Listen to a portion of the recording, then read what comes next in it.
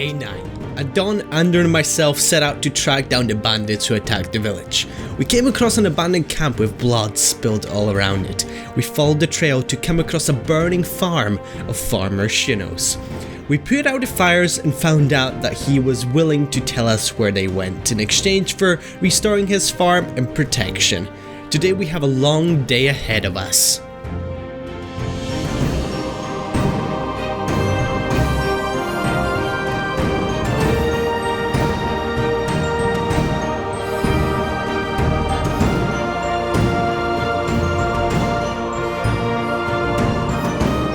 Today we have a lot of work on our hands. As we spoke to Farmer Sjinnos yesterday, his little farm was attacked by the same raiders that attacked our village, so he has the information as to where they went, but he doesn't want to reveal that quite yet, just because he wants us to fix up his farm, as that's what's left for him pretty much. He doesn't have anything else.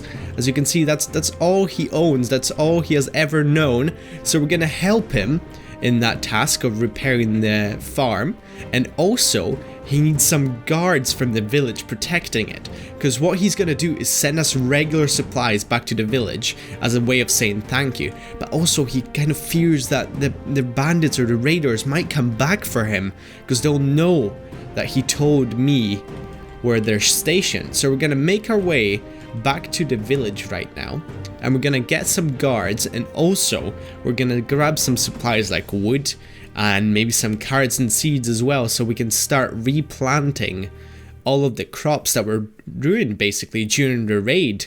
And I'm thinking of also making a road going from his farm to our main gate, just so he has an easier task of pushing the cart with all the supplies back to the village basically on weekly basis, because we want them to be regular so we don't have to worry about food anymore.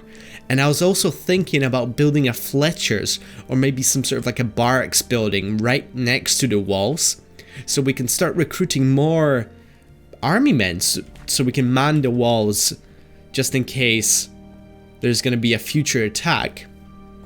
And it seems like winter is really coming, so because I'm seeing a lot more snow around, so we have to kind of watch out for that and make preparations probably by basically getting food supplies, because I think that will be the thing that could hit us the most, is basically worrying about food the entire time. Okay, so I think that amount of potatoes, carrots and seeds should be enough to replant everything that was destroyed at Sjinnos' farm.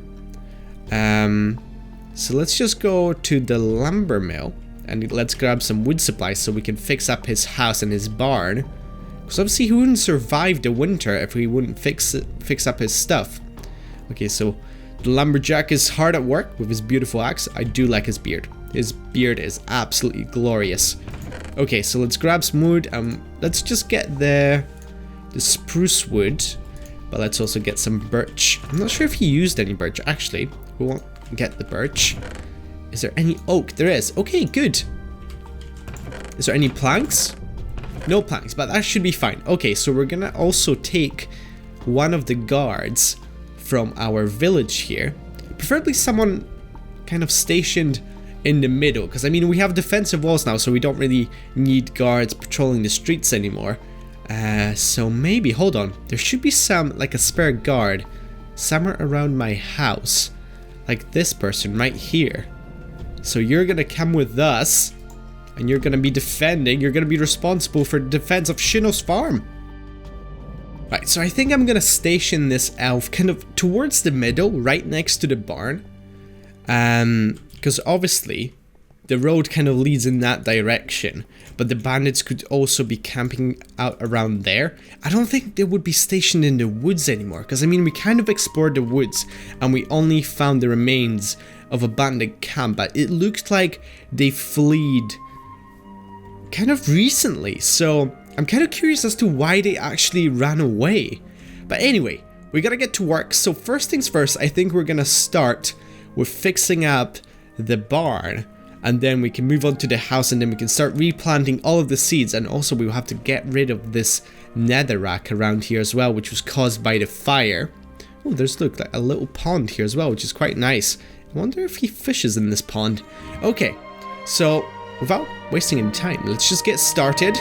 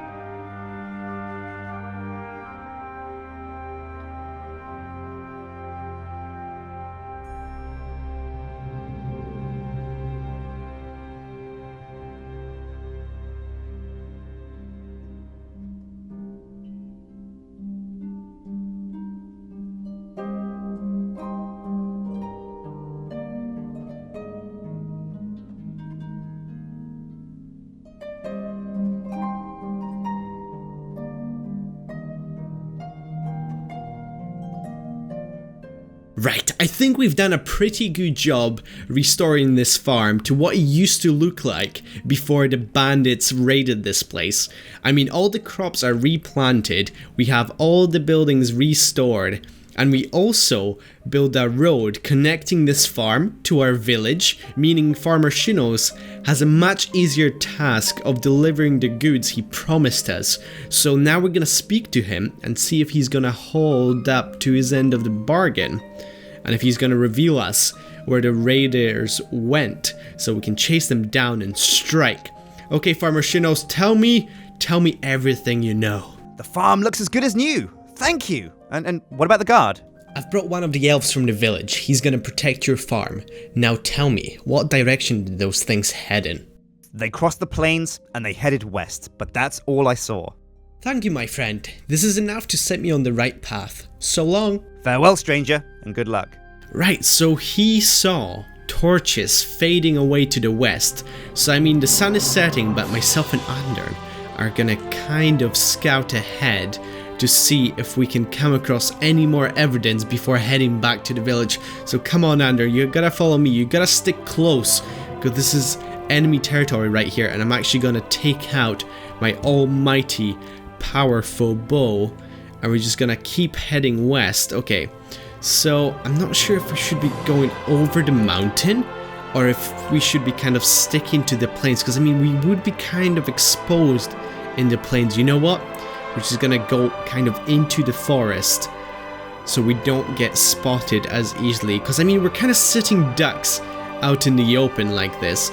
So we're gonna take a little bit of cover around here, and we can just keep going west until we find any sort of evidence of raiders or bandits or anything that we can kind of use as a clue as to where they could be stationed.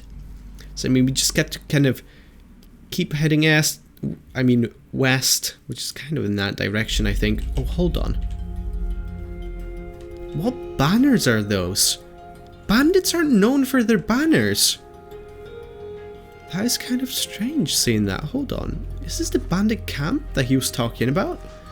I mean, that looks like a bandit fort, but why does it have different banners? Oh, hold on.